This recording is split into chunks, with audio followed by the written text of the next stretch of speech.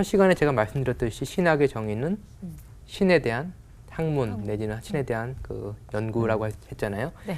기독교 신학이라면은 그냥 일반적인 추상적인 신이 아니라 예수 그리스도 안에 나타난 예수 그리스도 안에서 활동하신 하나님에 대한 학문이다라고 할 수가 있겠습니다. 그런 의미에서 기독교 신학은 독특한 거죠. 예수 그리스도 안에서 자기가 누구신지 보여주시고 또 예수 그리스도 안에서 역사에 참여하시는 그 하나님이 이제 기독교 신학의 중심 주제다라고 할 수 있습니다.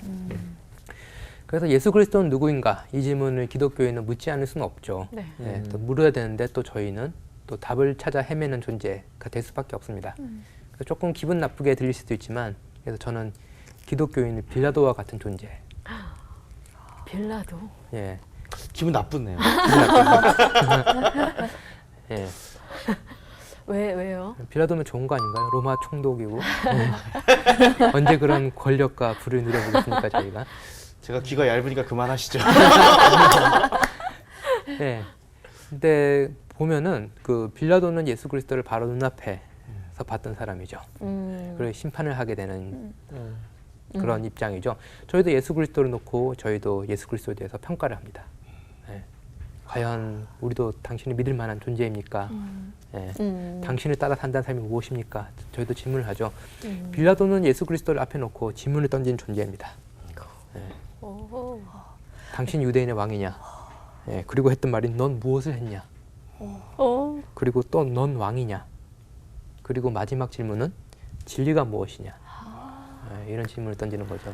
제가 얼마 전에 공연을 하나 봤어요. 근데 공연 이름이 빌라도 전서였거든요. 근데 그 내용이 진짜 빌라도라는 그 왕이 예수님에 대해서 계속 고민하는 모습이 나왔었거든요. 근데 지금 교수님이 말씀하시는 모습, 그게 실제로 그렇게 다룬 영화가 많더라고요, 빌라도를.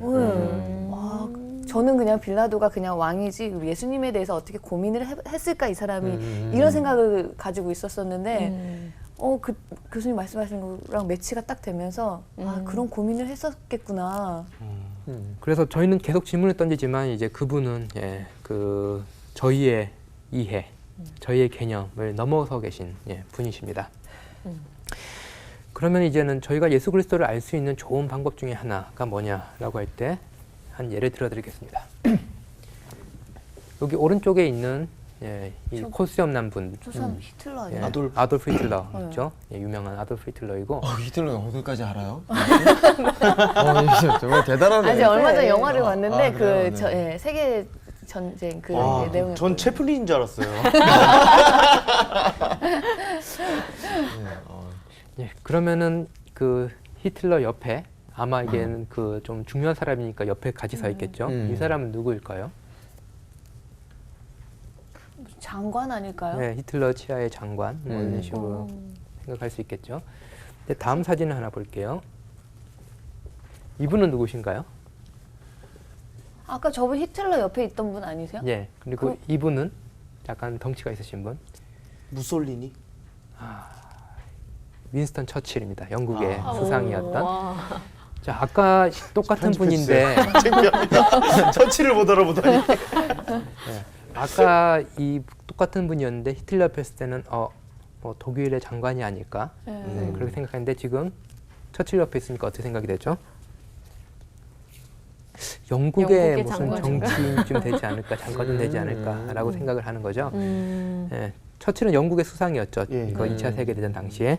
근데 옆에 있는 분은 네빌 챔버린이라고 그 처칠 이전의 영국 수상이었습니다. 그래서 히틀러와의 협약에서 어느 정도 이렇게 조금 그 실수를 해가지고 2차 세계대전을 일으켰다라는 그런 국내 비판이 많아가지고 이렇게 내려오고 처칠이 이제 그 수상직을 물려받게 됐죠. 자, 근데 여러분들 보시면 이 사람이 누굴까라고 하는데 제가 영국의 수상 그런 순간에 이 사람이 어떤 일을 했겠다. 라는 것을 알 수가 있죠. 영국의 수상이니까 영국의 왕 밑에서 국정을 담당을 하고 그리고 이 사람의 결정에 따라서 세계대전이 어떤 방향으로 갔을 것이고 이런 식으로 이 사람의 역할 그리고 이 사람이 뭘 했나 그리고 이 사람이 수상직에 있다가 내려왔다라고 했을 때 이 사람이 조금 뭔가 잘못했나 보다 이런 것들을 추측을 할 수 있잖아요.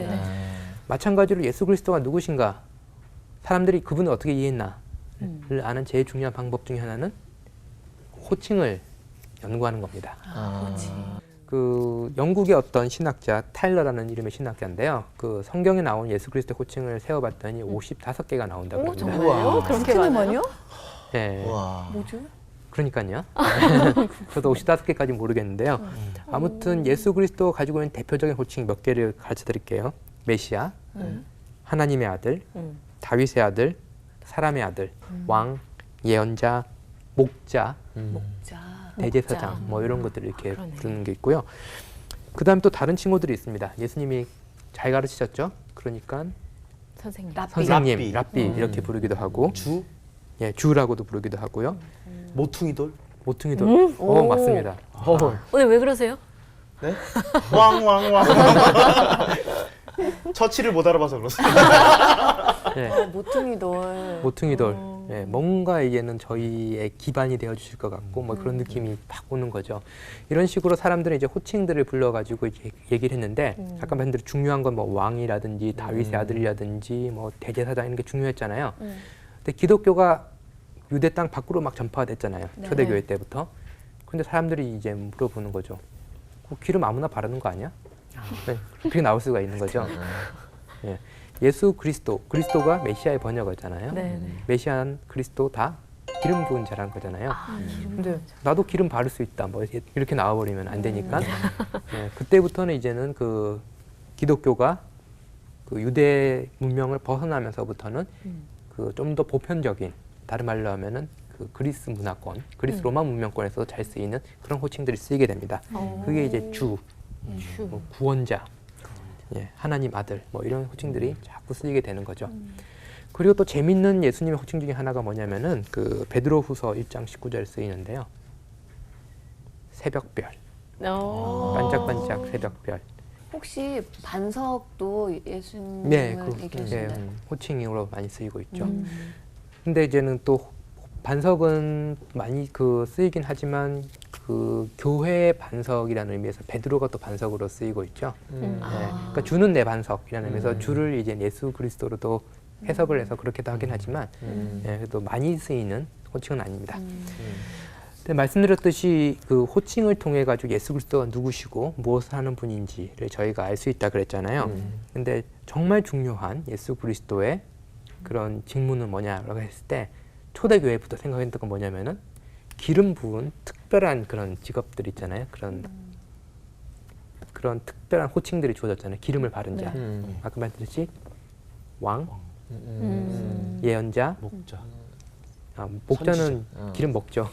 예. 대제사장. 대제사장. 예, 대제사장. 요 세 명의 그 타이틀을 떠서 그 호칭을 따서 예수 그리스도를 설명을 하는 그런 전통이 발전됐습니다.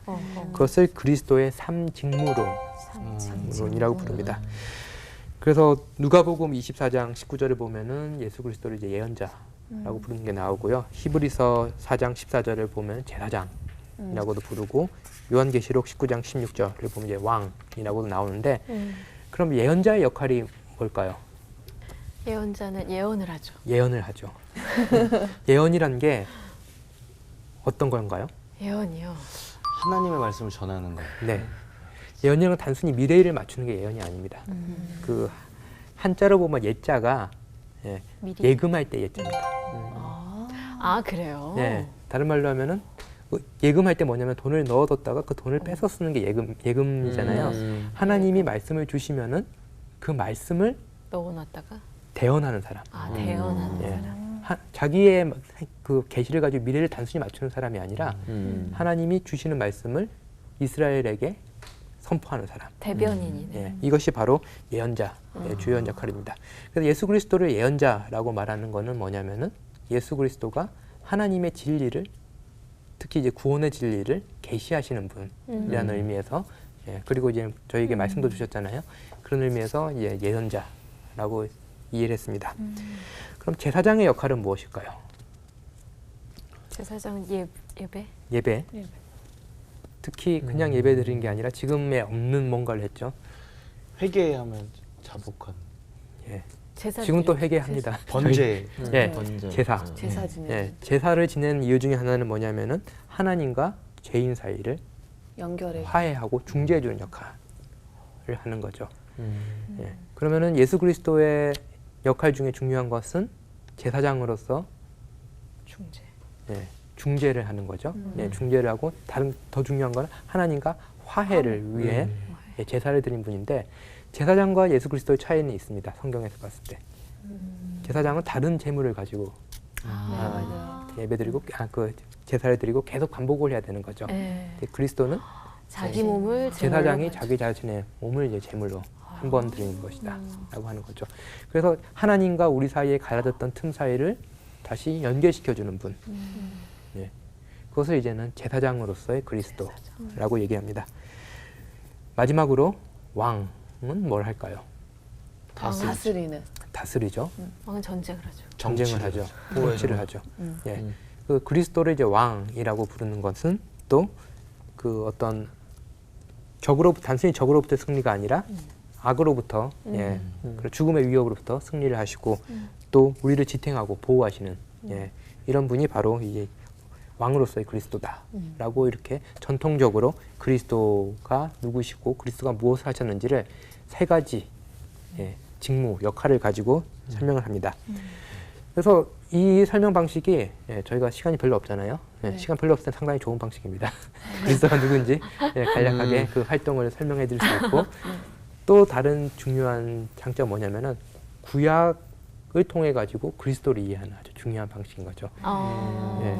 이스라엘 역사는 이스라엘 역사대로 끝나고 하나님은 이스라엘을 포기하셨어가 아니라 이스라엘의 역사에서부터 있었던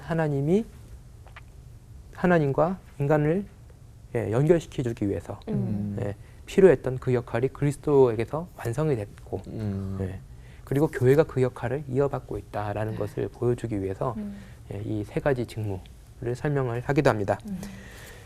근데 이제 제가 많이 경험하게 되는 것 중에 하나는 뭐냐면은 목사님들이 이걸 많이 쓰세요. 어떤? 예, 그리스도의 3직무와 같이 목사도 3직무가 있다. 예, 왕으로서의 직무, 예언자로서의 직무, 대제사장으로서의 직무, 이 세 가지가 있다. 목사님들이요? 예, 그렇게 말씀 많이 하십니다.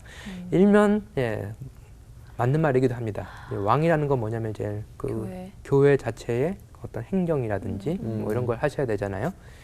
그리고 제사장이라는 건 예배를 하셔야 되고 그 다음에 예언자는 말씀 전하는 것도 교육해야 되는 거고 예, 그런 의미에서 이 3직무론을 쓰기는 하는데 근데 이게 잘못 이해될 확률이 큽니다. 만약 마치 이제 그리스도가 예, 주인이시고 예, 이 세상의 주인이신 그리스도가 이 세 가지 직무를 가지고 하나님과 인간 사이에 예, 관계를 이렇게 다시 놓으시려는 것 같이 목사님이 교회 어리로서 이 세 가지를 해야 된다라고 생각을 잘못할 수가 있습니다. 그래서 더 정확하게 말한다면은 목사의 3직무론이 아니라 성령의 3직무론이라고 할 수 있습니다. 예, 그리스도께서 하셨던 이 세 가지 일이 성령을 통해서 교회 속에서 계속되고 있다라는 거죠. 어떤 그 카리스마 있는 리더십이 있는 목사님 내지는 목사님들이 하는 것이 아니라 성령을 통해서 교회에서 계속 이 일은 지속되고 있다라고 할 수가 있습니다. 자, 그러면은 이 그리스도 3직무론을 들으셨을 때 어떤 느낌이 드셨나요? 깔끔하긴 했죠. 깔끔해요. 네, 너무 정확하게 딱딱딱 이렇게 분리되어 있는 느낌? 네. 그 단점이 뭐냐라고 했을 때는 그 살냄새가 조금 안 나요. 예수 그리스도가 어떠신 분이셨는지 친근하지가 않아요. 사람 네. 냄새가 네. 그래서 실제 예수 그리스도의 역사 어떻게 하셨고 그리고 그분이 어떤 말씀을 전파하셨고 네. 네, 어떤 사역을 하셨는지 그런 것들을 이제 조금 이제 저희가 3직무론을 가지고는 알기가 힘들죠. 그래서 저희가 어쩔 수 없이 이제는 그리스도가 누구신지를 알기 위해서는 말씀드렸듯이 복음서로 들어갈 수밖에 없습니다. 네. 근데 이제 저희가 복음서를 읽을 때 복음서뿐만 아니라 성경 읽을 때 이제 문제는 뭐냐라고 할 때 예, 저희가 가지고 있는 문화적인 선입견 예, 그리고 기존부터 받아왔던 교육 예, 이런 것들을 가지고 이제는 복음서를 읽을 때가 많이 있습니다. 그래서 당시 사람들이 예수님의 말씀을 처음 들었을 때 그 감동, 그 느낌, 예수 그리스도의 어떤 표정, 몸짓, 거기에 느껴졌던 수많은 그런 생각들 그런 것들이 저에게 생생히 전달되기보다는 예, 중간에 저희가 너무 많은 이 문화적인 필터, 예, 저희의 선입견 그것들을 가지고 이제 복음서를 읽을 때가 많이 있습니다. 그래서 어느 정도는 이제는 복음서를 읽을 때 또 당시의 역사라든지 그런 것들을 함께 조금 읽을 때 복음서에 대한 이해가 더 풍성해지고 정확해지는 그런 경우도 많이 있으니까요. 그런 것도 참고하시면 좋을 것 같습니다. 네. 한 예를 들어드리겠습니다. 누구인 것 같나요? 예수님하고 베드로. 예, 예수님하고 예수님입니다. 예, 그러니까 이게 베드로가 이거 이제 많이 이제 인터넷이나 이런 데서 이제 나왔었어요? 많이 봤던 인터넷으로 사진- 봤습니다. 예, 인터넷으로 네. 많이 네. 나오는 거죠. 저 베드로라고 했어요. 느낌이 너무 다르잖아요. 예, 흔히 이분은 이제 베드로라고 많이 하고 이분은 예수님이라고 말을 많이 하는데 네. 예수님과 베드로가 살았던 지역은 그렇게 멀지 않았습니다. 예, 마치 네. 저희가 이스라엘 역사를 볼 때 이제는 다윗 솔로몬 왕국 엄청 크다고 막 그러잖아요. 네. 얼마나 컸을까요? 여의도만 했나? 여의도는 너무 있고 경상남북도 정도 됐습니다. 경상남북도. 아. 예. 그러니까 이제는 예수님과 베드로가 다른 지역 출신이다 그래 봤자 예, 옆 동네네요. 서울 사람, 부산 사람보다도 가까운 가까웠을 수가 있는 거죠. 그러니까 얼굴이 그게 다르지가 않을 거다라는 거죠.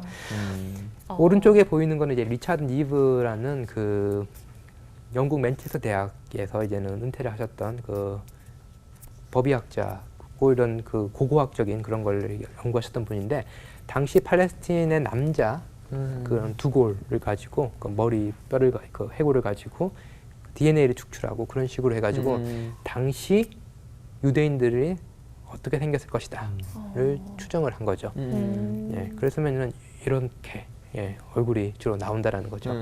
왼쪽에 계신 예수님은 상당히 서양화된 서구화된 예수님입니다. 눈도 그 크고 그리고 머리 색깔도 금발에 가깝고 딴 것보다 컬이 너무 자연스러우시죠.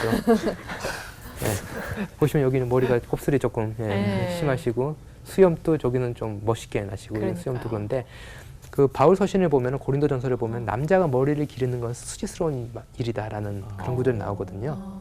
그래서 당시 사람들은 이렇게 아름다운 컬 헤어를 가지고 있지 않고 긴 머리 이렇게 좀 짧은 머리를 갖고 있을 것이다라고 해서 이런 식으로 재구성을 했습니다. 그러니까 선입견이라는 게 되게 무서운 진짜. 것 같아요. 네. 어렸을 때부터 늘 저런 이미지만 보고 네.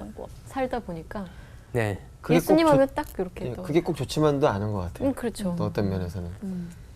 아 이게 좀 명쾌했으면 좋겠어요. 사실 이거는 왜 딱 알 수는 없는 걸까요? 그러니까요. 예. 그래서 바울이 말한 대로 이제 나중에 얼굴과 얼굴을 맞대고 볼 때가 되면 그날을 기다려야 되는 건가요? 볼 수 있지 않을까요? 예, 그래서 저희가 가지고 있는 이 문화적인 선입견 아니면은 이런 그 이때부터 왔던 교육 이런 것 때문에 복음서를 읽을 때도 저희도 모르게 저희가 읽고 싶은 대로 읽을 수 있고 그 서양 미술사를 보면은 그리스도 얼굴은 항상 아름답게 그려지거든요. 사람들이 가지고 생각하고 있는 가장 아름다운 모습을 표현하려고 그랬던 것이 이제 예수 그리스도의 얼굴이다라고 할 수 있습니다. 자, 그러면은 또 하나의 질문. 예수 그리스도의 사역 혹은 가르침의 가장 중심은 무엇이었을까요?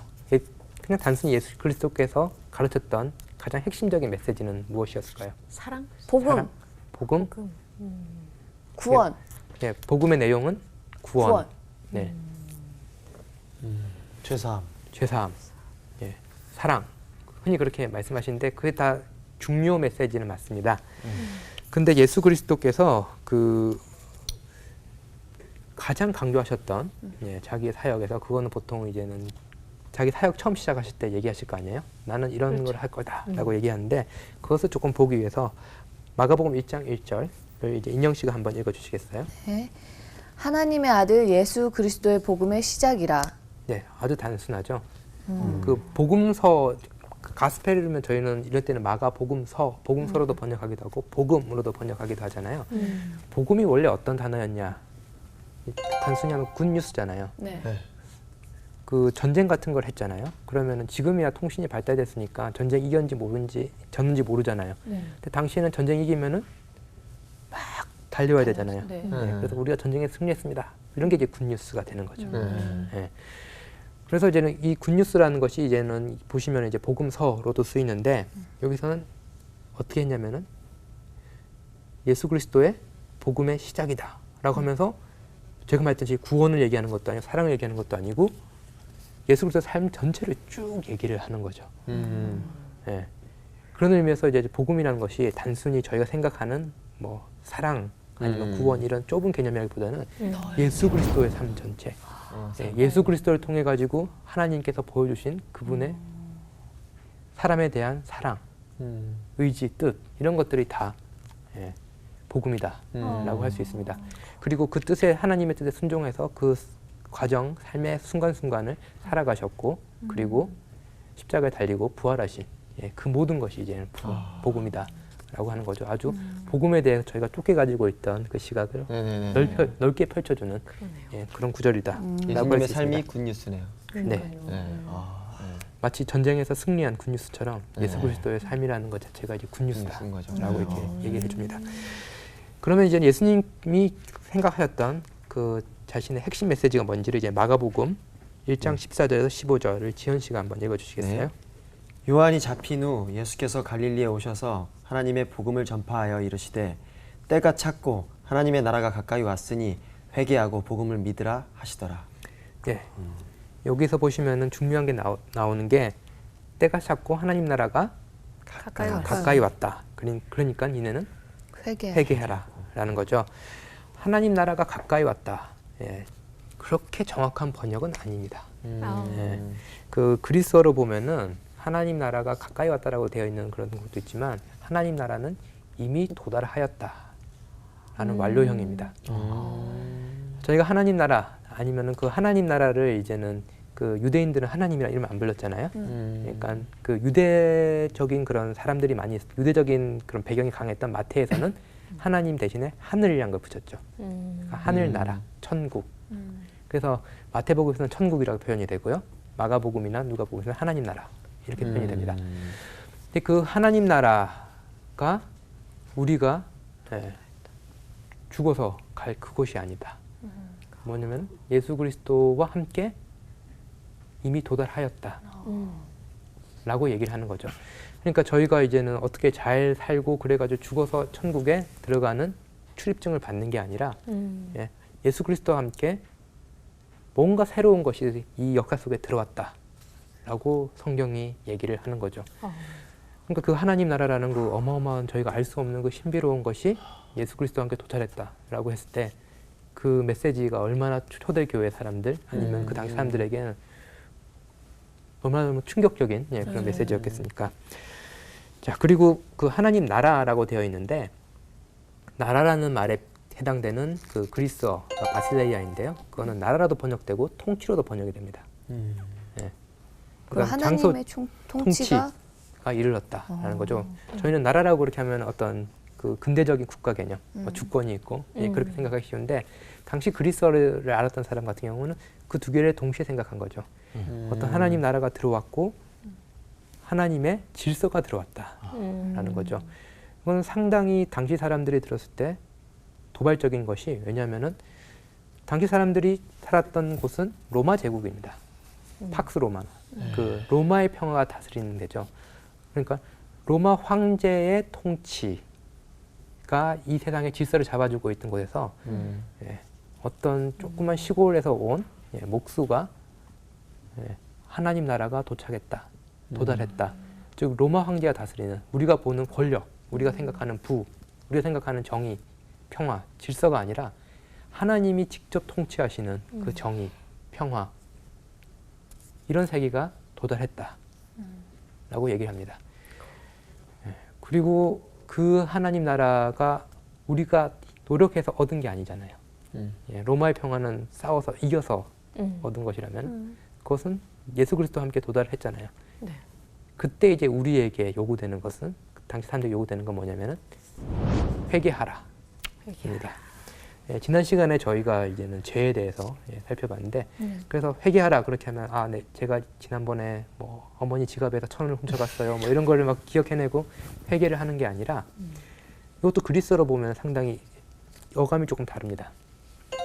메타노이아라는 단어인데요.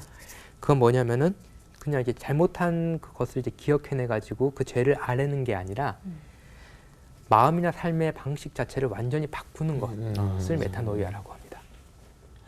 그러니까 이때까지는 로마 제국의 질서, 이때까지 살아왔던 삶의 질서, 그것으로 돌아가서 하나님께서 말씀하시는 평화, 하나님 말씀하신 질서, 그 통치, 그 삶으로 삶 전체를 다 바꿔라 라고 말하는 게 바로 이 그 회개하라 라는 요청입니다. 방향전환 같은 거네요. 예, 방향전환이죠. 그래서 저희가 또 장난같이 얘기하는데 실제로 그런지 안 그런지 제가 성지순례를 안 가봐서 모르겠는데 예수님이 세례받은 데가 요단강이잖아요. 네. 예. 근데 이제는 예수님이 활동하셨던 데 갈릴리였잖아요, 처음에. 갈릴리가 있고 그 밑에 가면은 사해가 있습니다. 예. 가장 지상에서 이렇게 낮은 곳이라 불리죠. 거기는 염분이 너무 높아가지고 사람도 그냥 떠 있잖아요. 네, 맞아요. 예, 물고기가 살 수 없고.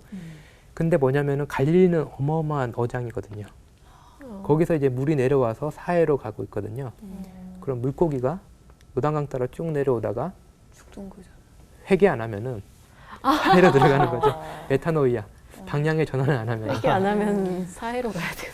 네, 저희 장난같이 그렇게 얘기하기도 합니다. 아, 재밌네요. 그래서 그 삶의 방향 전체를 이렇게 돕는 것, 그것이 이제 회개하는 것입니다.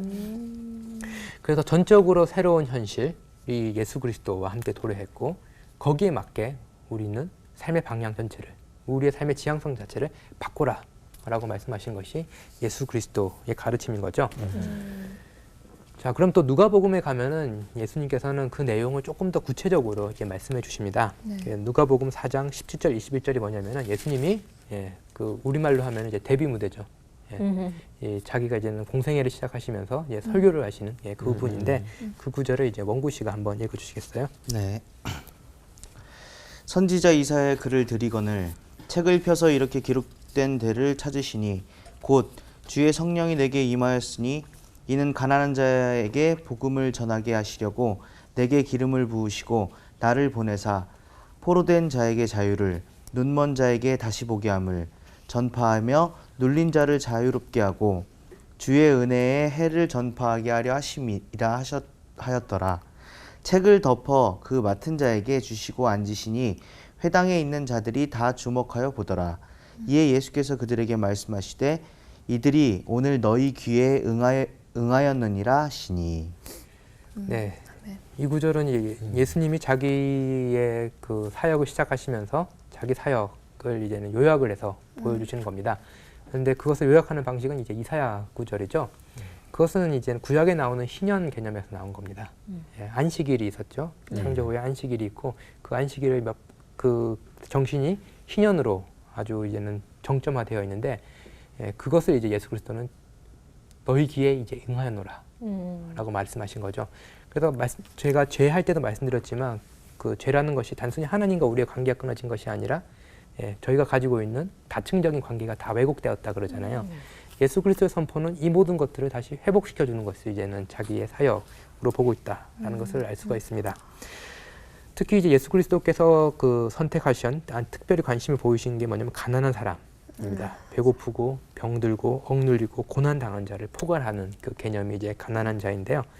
그 반대 개념은 그러면은 부유한 사람이겠죠. 단순히 경제적으로 부유한 사람을 말하는 건 아닙니다.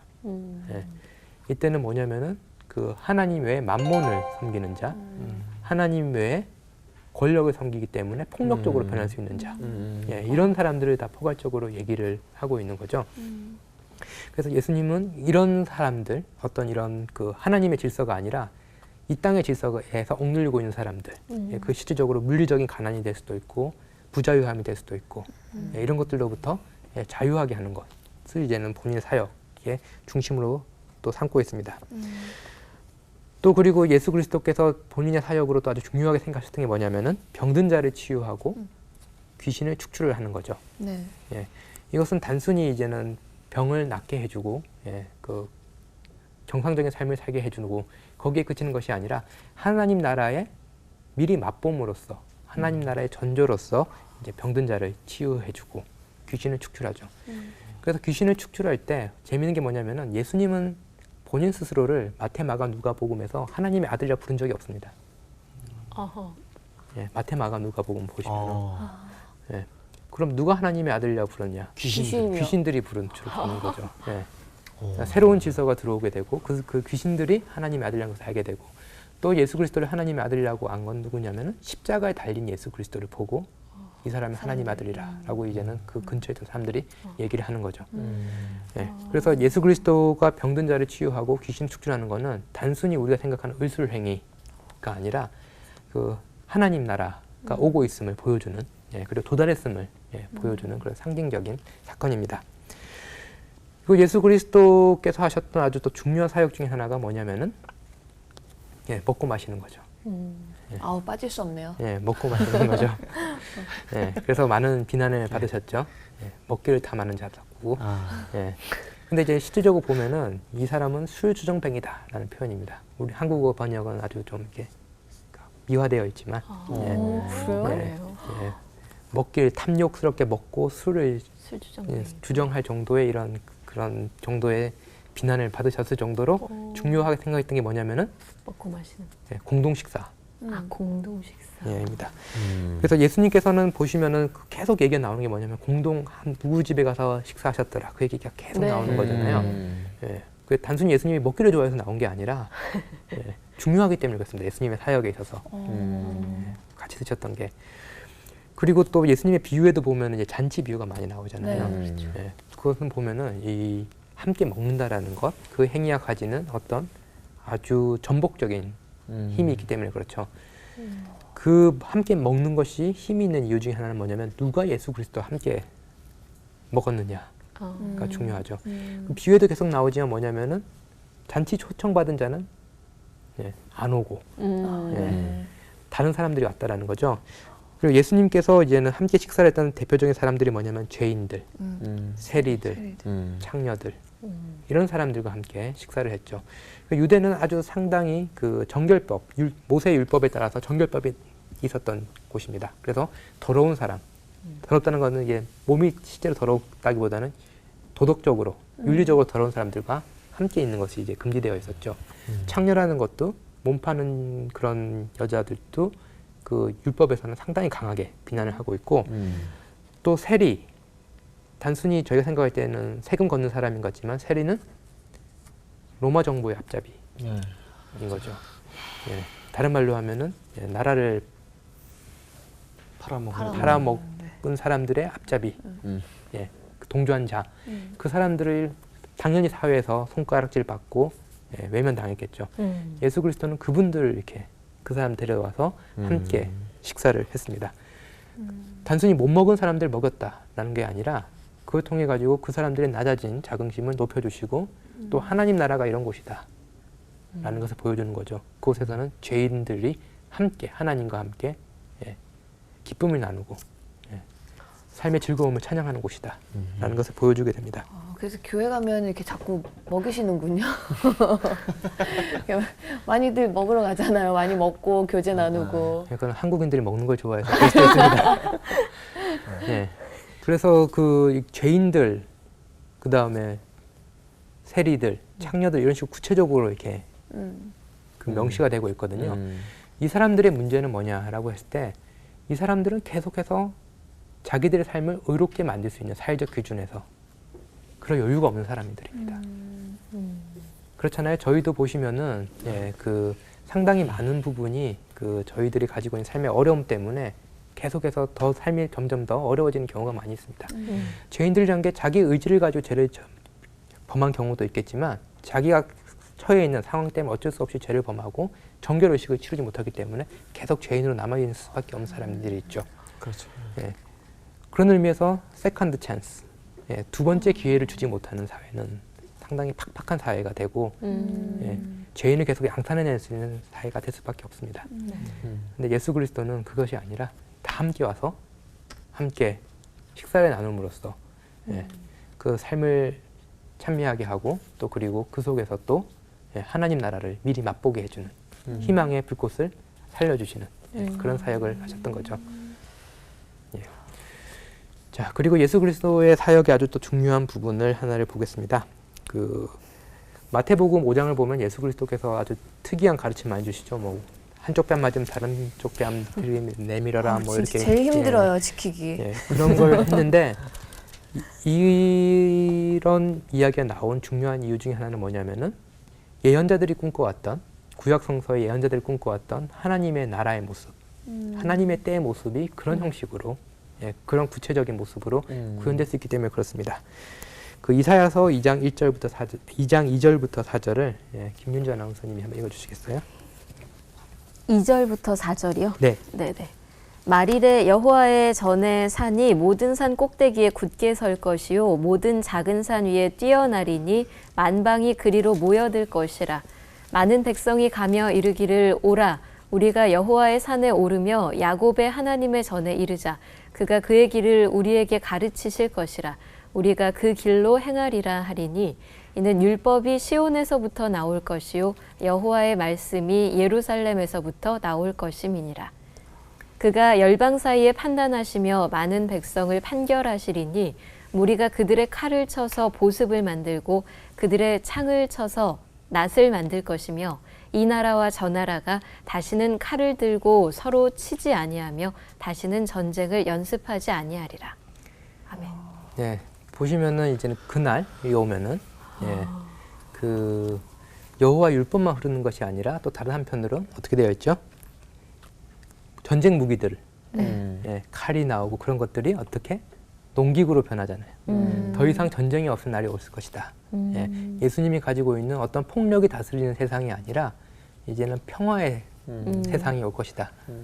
라는 그 하나님 나라에 대한 그 예언자들의 비전이 예수 그리스도 통해 실현이 되었기 때문에 이제는 폭력으로서 폭력을 갚는 세상이 아니라 어떤 평화를 이루기 위해서 예, 그 오히려 예, 자발적인 대리적인 고난을 받는 예, 그런 세계가 이제 예수 그리스도를 통해서 예, 새로운 평화의 비전이 들어왔습니다. 그렇기 때문에 예수 그리스도도 악으로 이긴 것이 아니라 악을 십자가로서 예, 이기셨던 것이죠. 이런 예수 그리스도의 사역이 예, 계속되고 있는 곳이 바로 교회입니다. 예, 예수 그리스도는 부활하신 예수 그리스도의 몸이 되는 것이 바로 이 교회인 거죠. 그래서 교회가 해야 될 일, 예, 사명은 언제나 그리스도께서 하셨던 일을 통해서 저희는 교회가 어떤 일을 해야 될지를 알게 되는데 제가 말씀드렸던 이런 여러 요소들이 이제는 교회 속에서 잘 반영이 될 때 그리스도의 몸이 예, 건강한 몸이 예, 되지 않을까라고 생각을 합니다. 예, 오늘 준비한 강의는 여기까지입니다.